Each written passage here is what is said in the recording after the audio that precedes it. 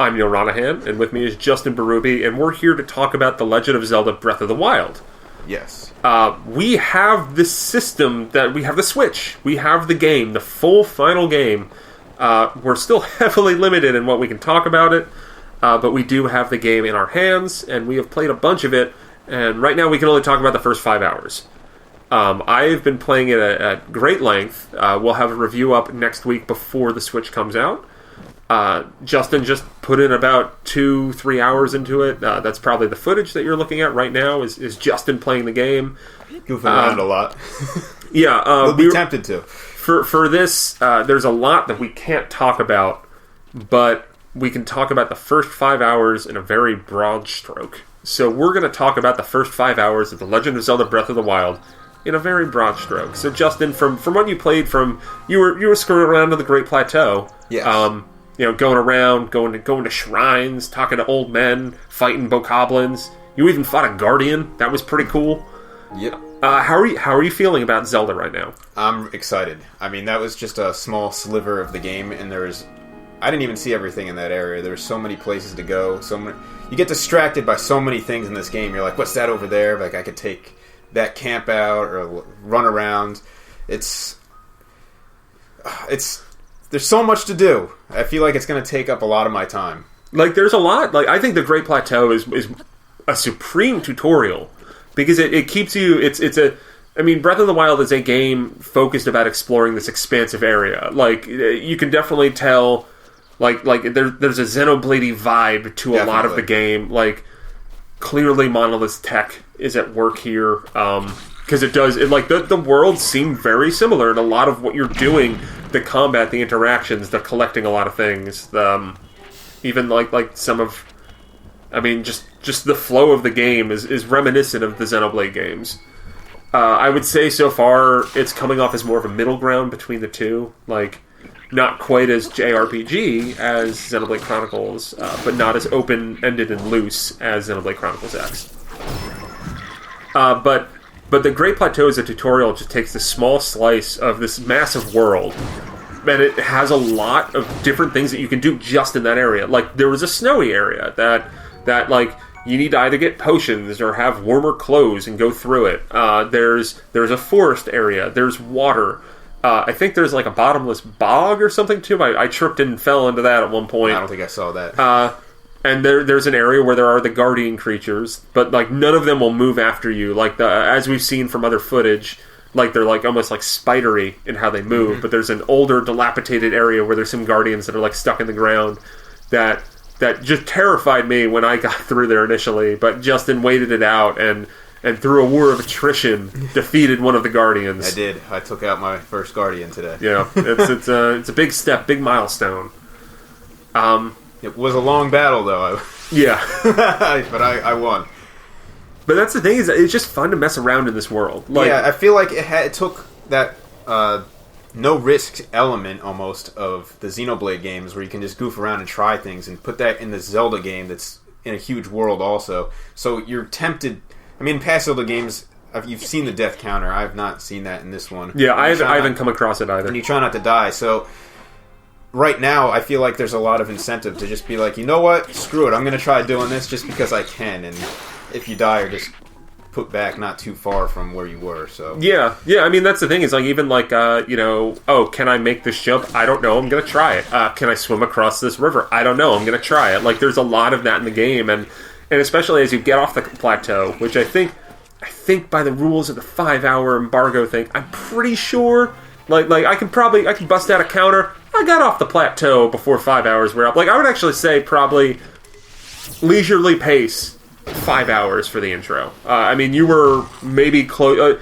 You were probably closer to halfway done it. You were more than halfway done it. Yeah. Like, I think that intro is probably 3-4 hours. And don't let the fact that Neal's calling it an intro throw you off, because there's a lot to do, a lot of things you can optionally do here. It's not like, oh, it's an intro where I'm like dragging through tutorials and stuff. There's tutorials baked in, but like, you have a lot of freedom here to do whatever you want. It's not guided in any way. It's basically just like, I don't know, come here eventually, and then you just go and mess around. Like, it is that's a lot of what this game has been for me so far. It's just a lot of like, Alright, I'm going to try to go to this point.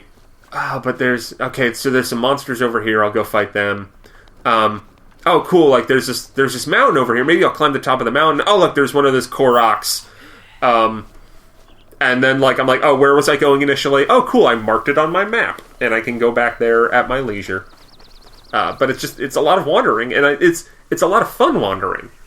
Yeah, the original Xenoblade Chronicles, and even X, I had a lot of fun wandering around, just discovering what was around the corner. It was in that cave. Even if I couldn't do much with it, it was just fun to map it out. And there's a lot of that in this game, just seeing what's there, what you can do there. And sometimes you're rewarded for it. Sometimes you say, maybe I should come back to this later because it's too difficult. Yeah. I mean, it seems. I mean, I think Aonuma has even said that. There is no difficulty setting in the game, although there's a hard mode coming in DLC this summer. Yes. There's no difficulty setting, but certain areas will have much harder enemies. I've experienced that just off the plateau there, depending on what direction you go in.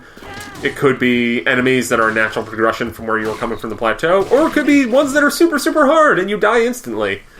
I might have gotten into a swarm of guardians pretty shortly after I got off the plateau, and that didn't last too long, and I immediately turned the opposite direction and left. Yeah. There's, I mean, we are hilariously limited in what we can say right now. Yeah, I don't want to slip up. Yeah. We could use the 30th anniversary amiibo, which drop treasure chests and dumb stuff, as has been said before, and that's super helpful. Like that. Maybe not the best use of amiibo either, or ever, but still pretty fun to be able to get that nice shot in the arm. Maybe you're I wish I had more stuff to cook with. Then you can use a certain amiibo, and I think what is it? I think I want to say Zelda might have a lot of herbs and stuff that then you can use that in cooking, and you get a cool weapon. Yeah. Yeah. I don't know. I'm still excited to use the amiibo, but I'm not going to say too much about that. Yeah, and I totally understand where people are coming from when they maybe don't think that use is the best, but I think it helps out a lot. And I'm looking at the embargo sheet right now to see what else we can talk about. Not much is the answer. Well, I will say I spent 2.5 hours, I guess, in it, and it didn't feel like that at all. And then I felt like I could keep doing more and checking out more places.